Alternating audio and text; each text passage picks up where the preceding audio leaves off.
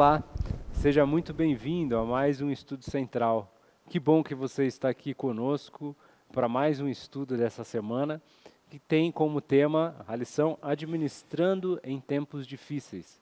Realmente vivemos em tempos difíceis, mas pela graça de Deus e pelas bênçãos dele, nós conseguimos sobreviver a esse mundo, não é mesmo? Que Deus possa te abençoar, que você possa compartilhar esse link. Se você ainda não é inscrito no nosso canal, você pode fazê-lo e ficar por dentro, aí ativar o sininho, ficar por dentro de tudo que acontece aqui na nossa igreja. E compartilhe, envie esse link para um amigo, para um familiar, e dessa forma vamos abreviar a volta de Jesus. E hoje eu estou aqui com dois grandes amigos.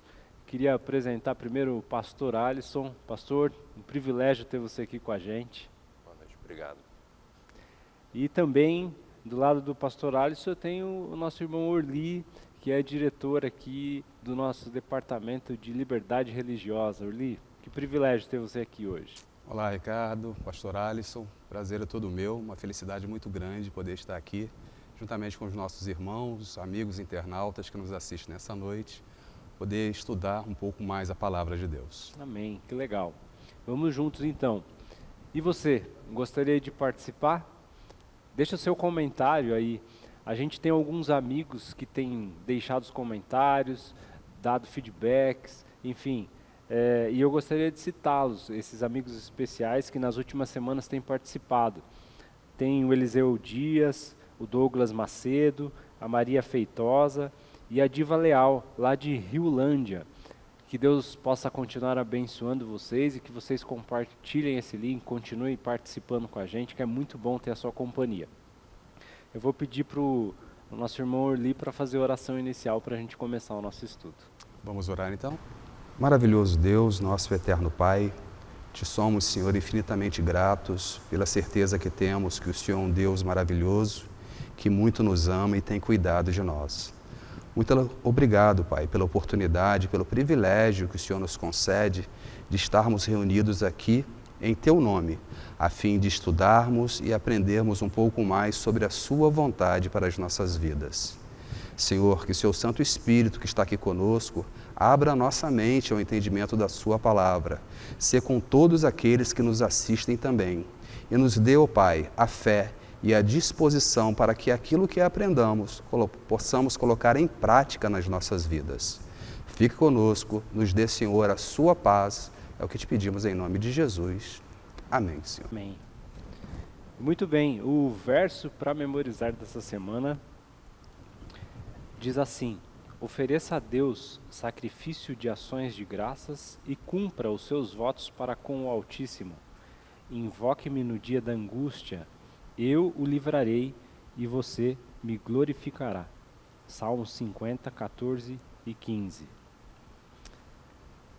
É difícil viver nesse mundo e administrar o que a gente tem? Ou como é que é essa questão quando a gente vive lutando com o espiritual e tentando achar o equilíbrio ideal entre viver nesse mundo e ter os olhos no céu? Como é que vocês enxergam isso? Acho que a grande dificuldade que a gente encontra é mediar entre o invisível e o visível. É muito mais fácil a gente mensurar aquilo que a gente tem aqui, é mais fácil a gente lutar pelo que nós estamos vendo do que aquilo que nós não estamos vendo, né? O grande desafio que Deus nos dá é olhar com os olhos da fé e ver algo que para nós não é palpável neste momento. É verdade. E Jesus dá deixa para a gente uma mensagem, né? Que a gente precisa primeiro buscar o reino e a justiça, e as demais coisas elas virão naturalmente, né? E Deus vai cuidar desse detalhe. A lição ela traz dois exemplos que talvez de duas pessoas talvez comuns como nós, né? E talvez num momento ali de aflição, num momento mais difícil da vida delas, elas tomaram decisões diferentes. O primeiro deles foi Josafá, né? Urli, como é que você vê essa questão de Josafá? Como é que você enxerga o exemplo, o que o exemplo dele traz para a gente, né? Ricardo, se você me permite, ainda queria voltar um pouquinho no dia anterior. Claro. A questão do verso para memorizar, ela é bastante interessante, né? Ela traz aqui para a gente cinco verbos: oferecer, cumprir, invocar e glorificar.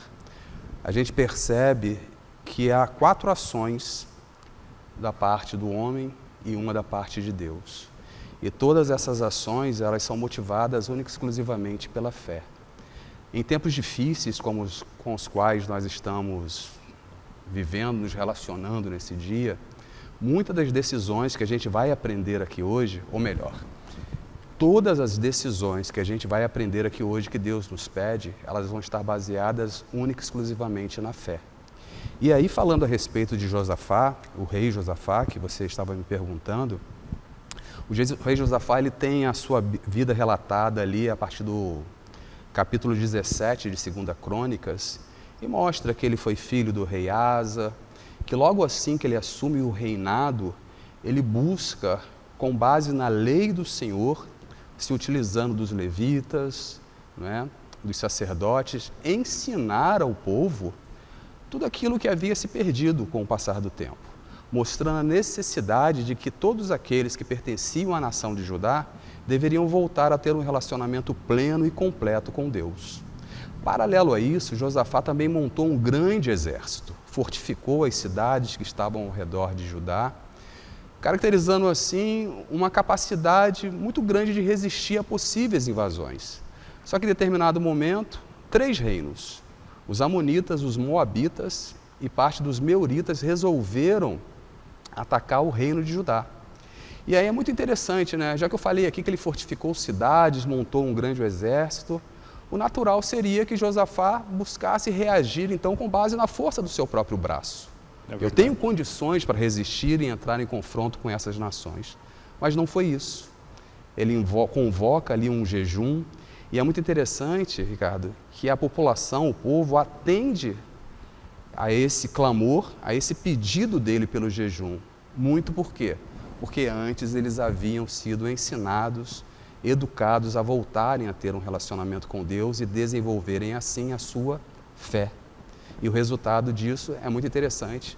Pastor Alisson, acho que pode comentar conosco o resultado desse clamor que o povo fez a Deus e qual foi o resultado desse confronto aí de tudo que houve.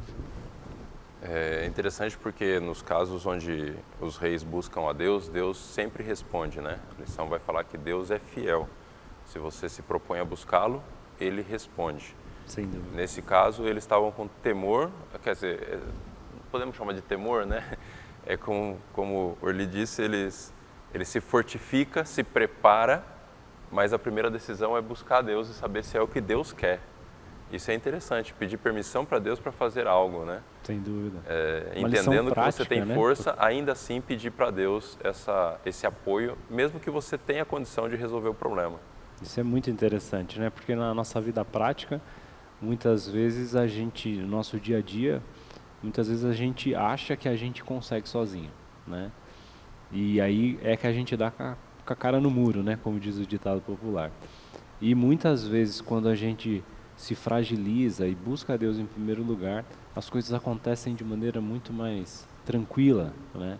Então por que não fazer isso em tudo, né? Em tudo que a gente faz no dia a dia, nas nossas ações, enfim, buscar a Deus sempre primeiro. Mas de uma maneira bem prática, o que Josafá faz na nossa vida seria como se nós tivéssemos todos os recursos necessários, né? Nós estudamos, nos preparamos, temos a nossa casa, temos a nossa família, nós temos condições de resolver as nossas situações do dia a dia, mas ainda assim buscar a Deus para as coisas pequenas. As pessoas dizem, mas eu posso trocar de carro, né? Eu não preciso perguntar para Deus se eu posso ou não, porque eu tenho recurso, eu tenho como. Mas e aí? É o que Deus quer naquele momento? É o que Deus quer para você neste momento? Então, às vezes, a gente fica resolvendo as nossas questões do dia a dia sem consultar a Deus, porque nós estamos preparados. Josafá estava, mas ainda assim ele vai a Deus, né? Isso é interessante. E é bom a gente não esquecer que há uma resposta pontual em relação a esse clamor. né? O povo se reúne em frente ao templo, seguindo as orientações de Salomão, que disse, ó, quando a gente tiver uma ameaça, o seu povo vai se reunir aqui, o Senhor vai ouvir as nossas orações. E é exatamente isso que ocorre. Deus suscita um homem que diz assim, olha só, fiquem tranquilos, Deus ouviu a oração de vocês, vocês não vão precisar nem lutar. Esses 3 povos, eles começam a se degladiar entre si, todos morrem. E o único esforço que o povo, na nação de Judá, tem é de, após louvar a Deus, tanto antes desse conflito interno entre eles e depois, foi de recolher os despojos. Os despojos foram em tamanha quantidade que eles levaram 3 dias para recolhê-los. Deus é tremendo, Ele tem a capacidade de transformar maldições em bênçãos. Isso mesmo. E aí a lição parte, então, para o exemplo de Davi, que a gente conhece bastante de Davi, né, pelas histórias, enfim, por tudo que a gente já leu sobre Davi, mas ali naquele momento, Davi não foi tão feliz na decisão que ele tomou, né, pastor? Mas eu acho que é muito da história é muito parecida, porque Davi também fortificou, Davi também preparou. A gente tem que lembrar que antes de Davi não existia povo de Israel como nação, né? Só em Davi a nação de Israel se torna nação. Antes de Davi não havia um exército profissional, eu diria assim, né, em Israel. Era uma série de tribos que, quando havia problema, enviava gente para a batalha. Sim. Mas aí, em Davi, começa a se estabelecer um reino de verdade. E Davi fortifica, Davi constrói, Davi treina o exército. E parece que a situação é muito parecida mesmo. Mas quando vem o problema, Davi toma uma decisão diferente, né? Exatamente.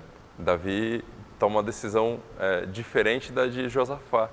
E é interessante porque Davi parece, na história bíblica, no contexto bíblico, parece que Davi até conhece melhor a Deus do que Josafá conhecia. Tem um relacionamento mais íntimo com Deus. Mesmo assim, isso não tira dele esse momento de equívoco. Interessante isso, porque muitas vezes eu e você acreditamos que o nosso relacionamento com Deus, a nossa comunhão com Deus nesse momento vai nos livrar de problemas no futuro. Mas a comunhão com Deus é algo diário, é algo que eu preciso ter a cada dia, passo a passo, porque eu posso sim, em algum momento, tomar uma decisão equivocada. Sim, na história de Davi é interessante porque quem corrige ele é Joabe, né? O capitão dele diz, olha, você não precisa mensurar o seu poder, você não precisa medir o que você tem, Deus te deu tudo que você tem veio da mão dele, então você não tem que...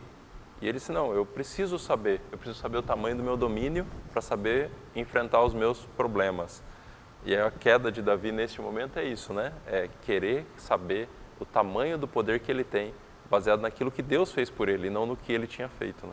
É verdade. E é interessante a gente pensar que Davi, ao longo da sua vida como rei, como general, que por vezes estava à frente dos exércitos de Israel e de Judá, ele ficou muito claro para ele que muitas vitórias, muito daquilo que ele conquistou, não seria possível se a mão de Deus não agisse ali junto a ele e a todos os homens que estavam reunidos ali. O autor da lição, ele nos traz um exemplo bastante pontual em relação a Jonatas, filho de Saul. Ele traz aqui, lá em 1 Samuel, no capítulo 14, dos versos 1 a 23, que Jonatas, sozinho, acompanhado único e exclusivamente do seu escudeiro, foi capaz de derrotar, de matar em combate, cerca de 20 homens do exército dos filisteus.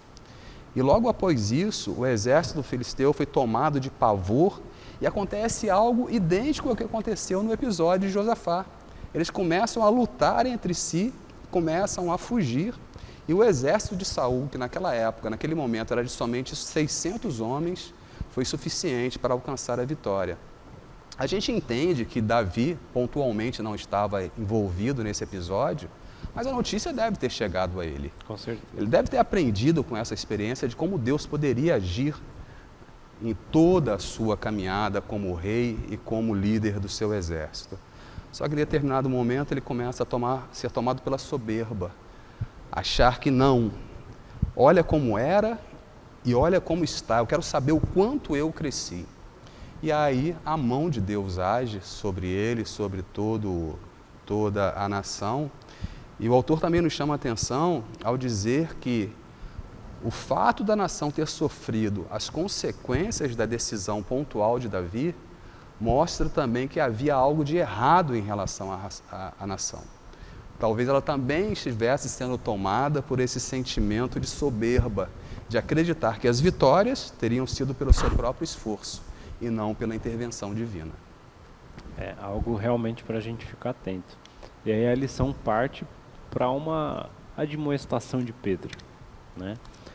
Ela traz uma mensagem de advertência, mais ou menos indagando por que estamos juntando tesouros aqui nesse mundo se tudo no final será cinzas, né? Tudo será queimado. E Ellen White também traz um comentário, né? A lição também traz um comentário de Ellen White, dizendo que talvez fosse o momento de estarmos reduzindo nossos patrimônios e não aumentando. Né? Como é que vocês enxergaram também esse momento da lição que traz a gente para a realidade e nos faz refletir mesmo sobre a nossa ação nesse mundo, como que a gente está agindo com relação à riqueza, ao dinheiro, enfim. Uma coisa que tem me impressionado muito é pensar que, independente do quanto você ajunte, você é finito, né? Salomão já falava disso, de tudo que ele ajuntou, e no final ele ia morrer e as coisas iam ficar. Sim. Independente do fim do mundo se aproximando, a nossa vida é limitada. É verdade. Então, juntar muitas coisas, ela acaba sendo inútil, porque no final da vida vai ficar tudo aí. Mas pensando que o mundo vai acabar e a gente está caminhando para isso, talvez fosse muito mais útil aplicar os nossos recursos para que realmente Cristo volte logo, para que realmente as outras pessoas entendam quem Ele é, suprir as necessidades daqueles que necessitam. Eu posso destinar mais recurso a isso e gastar menos comigo mesmo ou com as coisas que eu desejo, né? É muito difícil achar esse equilíbrio, mas é uma necessidade, entendendo que existem pessoas ao nosso redor que estão passando necessidade, e nós somos abençoados para abençoar essas pessoas. É isso mesmo. Hoje a gente vive um mundo, né, de tempos muito difíceis, né, para citar o tema da lição, onde grande parte da sociedade tem sido tomada por doenças psicológicas, depressão, síndrome do pânico, enfim. Essas doenças, todas elas têm base numa outra doença, que às vezes é levada de uma forma não tão a sério. As pessoas acreditam que faz parte do cotidiano, que é algo normal, que seria a ansiedade. O autor nos lembra aqui uma passagem da Bíblia, que está lá em Provérbios, no capítulo 15, verso 16, que diz assim: é melhor ter pouco e temer o Senhor que ter um grande tesouro e viver ansioso. Às vezes você tem, vamos tomar como exemplo, um carrinho com as rodas de ferro, nem calota tem. Se você vai estacionar e a roda pega um pouquinho no meio fio ali, você olha e nem se preocupa. Quando você já tem aquele carro com a rodinha um pouco melhor, uma roda de liga leve, você já estaciona com todo cuidado, e se você arranha um pouquinho, aquilo provoca em você uma sensação não tão boa. Isso tudo está ligado à ansiedade. Eu trouxe essa coisa simples como exemplo, mas a gente pode falar de tantas outras coisas. Sempre que a gente acumula muitos bens, isso tende a provocar em nós ansiedade, pelo medo natural de perder. E no mundo capitalista, como esse que nós estamos inseridos, né? O nosso país faz parte dessa cultura do ter. Talvez trazer para você que está nos assistindo hoje essa mensagem, uma necessidade de você se diminuir, quem sabe, não se desfazer pura e simplesmente, mas diminuir o seu patrimônio, o seu capital, talvez possa parecer algo absurdo. Mas pense, quanto mais você tem, talvez mais existam motivos para você se apegar a isso. E no futuro não tão distante, quando você precisar se desligar, viver talvez numa condição um pouco mais simples, distante de todo esse conforto, que hoje você desfruta, talvez seja muito mais difícil. Então talvez seja o momento. Exato. Obviamente, voltando lá ao início da minha fala, tudo baseado e calcado na fé. É verdade.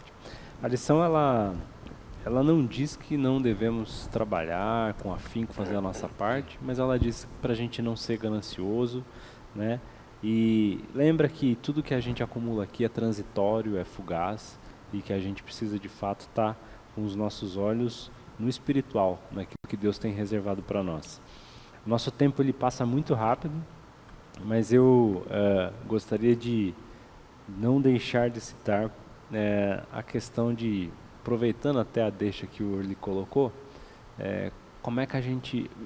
Tempos difíceis já estamos, mas virão outros, ainda piores, né? É isso que a gente tem como promessa. E como é que a gente pode estar preparado para o que virá, pastor? Como é que... Acho que ao longo do trimestre a gente vem estudando essa questão de administrar aquilo que não é nosso. E isso é uma coisa que a gente precisa entender. É menos dolorido você perder aquilo que não é seu.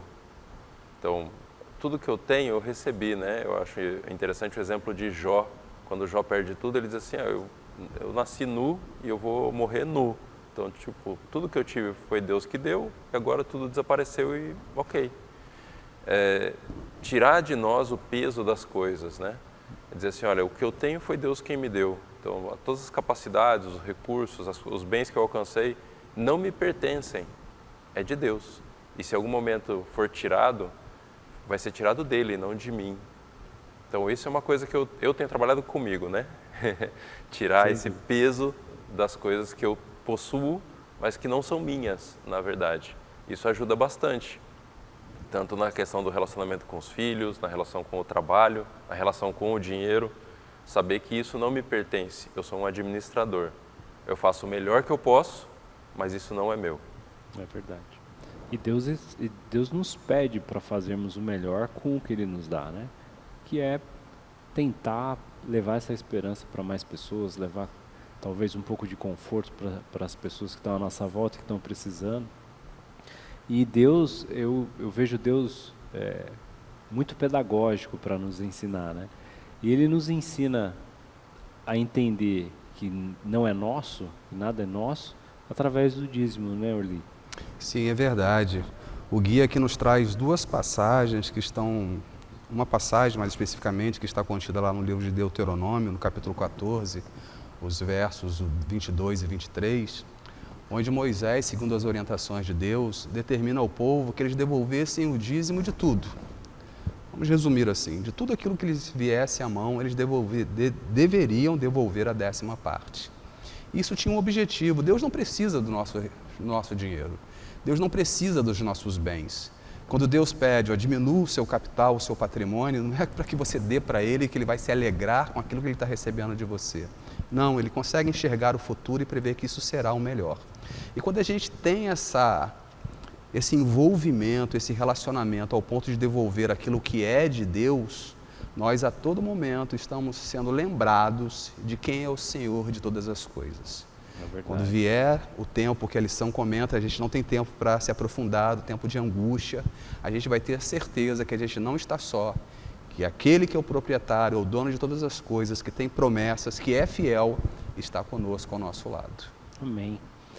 Que bela esperança, né? Uma lição, acima de tudo, para nos dar um choque de realidade, para fazer a gente repensar na forma com que a gente está administrando os nossos bens e como é que a gente, se os bens que a gente tem nos servido ou se a gente tem servido a eles, Sim. né?